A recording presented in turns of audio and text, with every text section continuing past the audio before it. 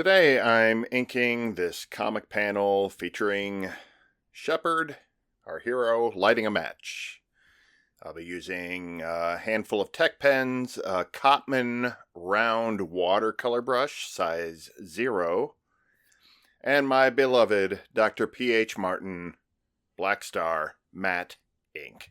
Anyone at Dr. P.H. Martin Inks who wants to sponsor one of these posts or just send me some free black matte ink. I love your product. I will happily accept that and use it in future videos. Right now you're asking, Phil, where the hell have you been? And I say, take it easy. We're supposed to be having fun here. There's no room for that kind of hostility.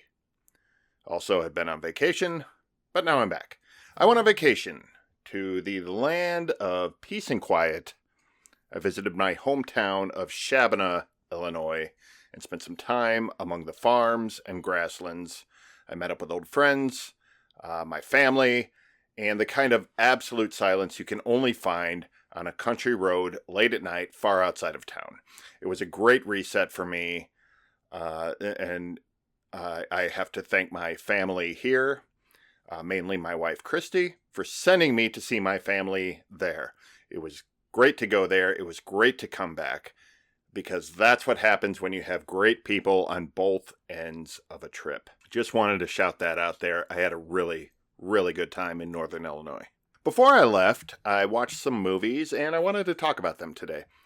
I watched the classic Man with No Name trilogy starring Clint Eastwood, directed by Sergio Leone. These were the Italian westerns, the spaghetti westerns. These are probably the three most famous ones here in America. And those are the films A Fistful of Dollars, For a Few Dollars More, and The Good, the Bad, and the Ugly. It had been years since I'd watched these movies, and I've never watched them all together in a row, like the way we watch trilogies a lot of times. Because despite it being labeled a trilogy, it's really not. The movies are all standalone stories, with Clint Eastwood being the only consistent character. Lee Van Cleef is in 2 of the movies, but he plays different characters. There's no continuity or continuing story from one movie to the other. There's no overarching plot that connects the 3 movies, etc., etc. For modern comparison, I'd say it's a trilogy in the same way as Edgar Wright's Cornetto trilogy. I've always enjoyed the first movie, A Fistful of Dollars, well enough. But if I'm being honest, it's lost a little esteem for me because I discovered the Japanese samurai movie Yojimbo a few years back and learned that Fistful of Dollars is essentially an unauthorized remake of that movie. They just, instead of samurai, they made it a Western. And the comparison makes me waver a little bit on Fistful of Dollars. It's still good. It has some great sequences in it. But there's just something about knowing that it's derivative or that derivative. I mean, it is like almost point for point a remake. And it doesn't quite escape me. And by the way, I did watch Yojimbo just today, this afternoon. It was nice to cap off watching this trilogy with watching, kind of the thing that spawned it. And I watched Yojimbo this afternoon. That movie is still a banger. And I still really recommend it. It's really entertaining. And you're not going to be lost in the weeds just because you don't understand the culture. It's pretty basic and they walk you through everything. I've also always sung the praises of The Good, the Bad, and the Ugly because it is so epic in its scope, in its cinematography.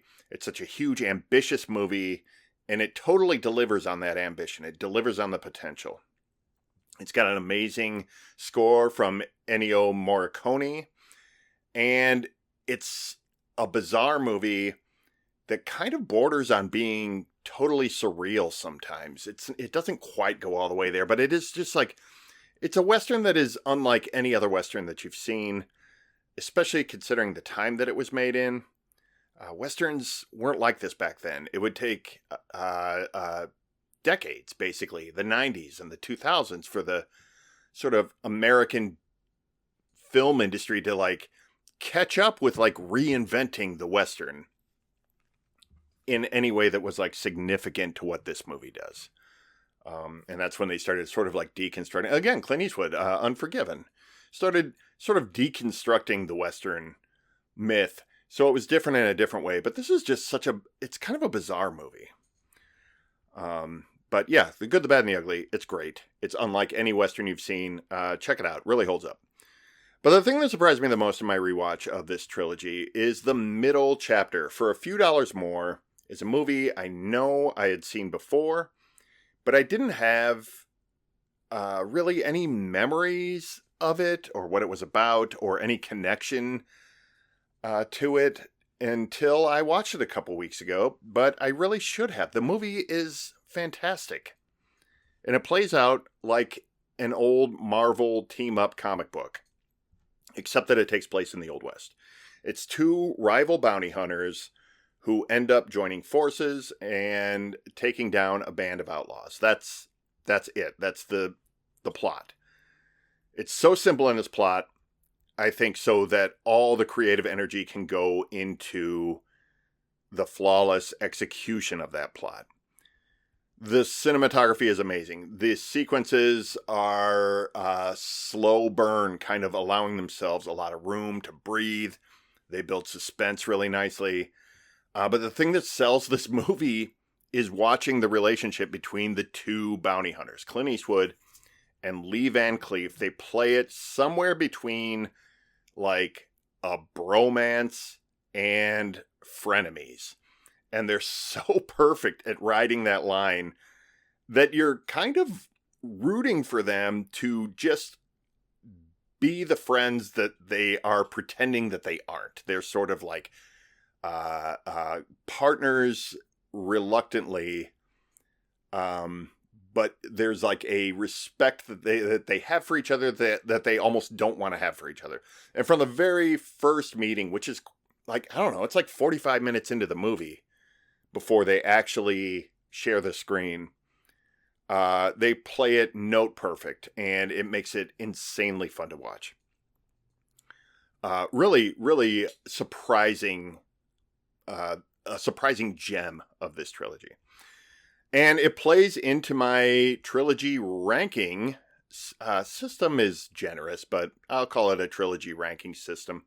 Almost perfectly this way. To my taste, most trilogies play out this way. First movie establishes everything. It's good. It's fun. But generally speaking, it's the worst of the three movies. Not that the first movie is bad in a trilogy, just generally it's the establishing movie. Second movie, for my money, is usually the best one. It's often a darker chapter, because it's following traditional act structure of leaving heroes in like a dark space or facing the big problem. But it's also the one where your familiarity of the characters, they're not setting things up anymore. You're familiar with them. And it takes everything that was in the first movie and it escalates it. So everything's a little more fun. Everything's a little more interesting. Usually it's sort of like the next level. And then the third movie is the big finish. It brings everything to the conclusion that we've been wanting to see. Often does it in a big way. Third movie's big popcorn movie fun. I enjoy, Empire Strikes Back more than Return of the Jedi, but I like Return of the Jedi because it's a satisfying ending. There are, of course, exceptions to this ranking system, but typically, when I watch a trilogy, my favorite of the three is quite often the middle chapter. Empire Strikes Back, The Two Towers, The Dark Knight, Spider-Man 2, The Road Warrior, all my favorite movies in their respective trilogies. And that even extends to some non-traditional trilogies like Evil Dead 2, which I know is essentially a remake of Evil Dead 1. But if we're counting that as a trilogy, it's still my favorite one of the three. And there's a real argument to be made for Hot Fuzz and, like I was just talking about, for a few dollars more to be the best in their respective trilogies, to be the most fun. And I go back and forth between Hot Fuzz and Shaun of the Dead is the best of the Cornetto. Since watching the Man with No Name trilogy a couple weeks ago, I'm sort of wavering between For a Few Dollars More and The Good, the Bad, and the Ugly as the best of the trilogy. So it's really consistent. This formula clearly does not apply to cash grab trilogies that were originally planned to be standalone movies and should have stayed that way. I'm talking about movies such as Back to the Future. Come at me. Those sequels are absolute trash. The Matrix, and this is where I say revisionist history of the Wachowskis begins and ends with Speed Racer. The Matrix sequels, I'm sorry, no bueno. And even, I'll say Die Hard. I said what I said. The Die Hard, some of the sequels they're fine. But what makes Die Hard great is Bruce Willis is an everyman. And the more sequels you start putting him in where he's doing the same thing over and over, he's not an everyman anymore. And it kind of ruins the original conceit of the movie. Anyway, that's my my trilogy, quote unquote, system. Have you seen the Man with No Name trilogy? Have you seen Yojimbo, which is arguably responsible for the Man with No Name trilogy? And do you have a tendency towards certain films in trilogies? 1, 2, 3. What do you think? Please email, comment with answers to these or any other things that I said in this video. Unless you plan to defend the Back to the Future sequels. I'm sorry, they're just not good, guys. They're not good. Zemeckis didn't even really want to make them. He made them because there was pressure for the studio. He had to change the ending. It never said to be continued. He wanted that to be the end of it. I'm tired. I'm tired of arguing this point. Anyway, that's what I have to say about trilogies, and go watch some spaghetti westerns. They're fantastic and a lot of fun, and usually a little bit weird. Anyway, until we meet again, I will talk to you later.